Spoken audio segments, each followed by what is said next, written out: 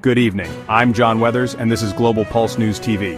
Tonight, a major breakthrough in one of the world's most closely watched tech shows, TikTok. After months of tense negotiations, the United States and China have agreed to a framework deal over the ownership of the popular social video platform. We break down what it means, what happens next, and why this matters, especially for users, regulators, and global trade. Let's begin. The agreement emerged out of trade talks held recently in Madrid. U.S. Treasury Secretary Scott Bessent announced that the deal seeks to transition to U.S. ownership of TikTok, or more precisely, the controlling stake of its parent company, ByteDance.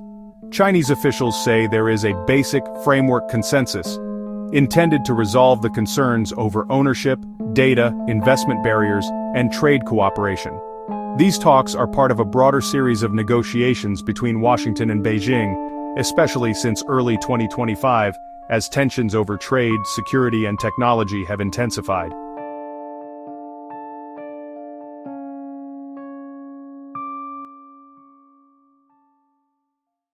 While many terms have been agreed, some of the finer points remain private.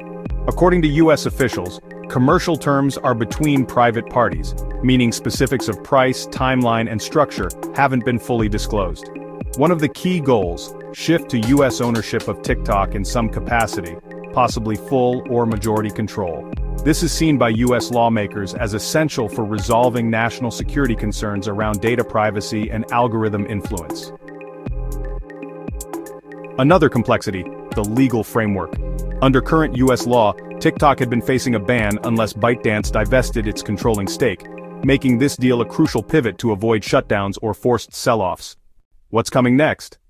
First, President Donald Trump and Chinese Premier Xi Jinping are expected to speak soon, possibly this Friday, to finalize the deal. Also anticipated, another round of negotiations in the coming weeks to iron out remaining details. The deadline looming is the expiration of a temporary extension that has been allowing TikTok to operate in the U.S. under existing arrangements. Should the deal fail to be formalized, the legal threat to the app remains. So why should you care?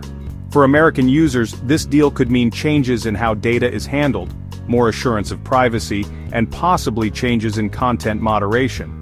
For China, it's a test of how the country can balance trade cooperation with protecting its own tech interests. And globally, this could set a precedent, other countries watching closely, concerned about foreign ownership of widely used platforms, data sovereignty, and algorithmic transparency.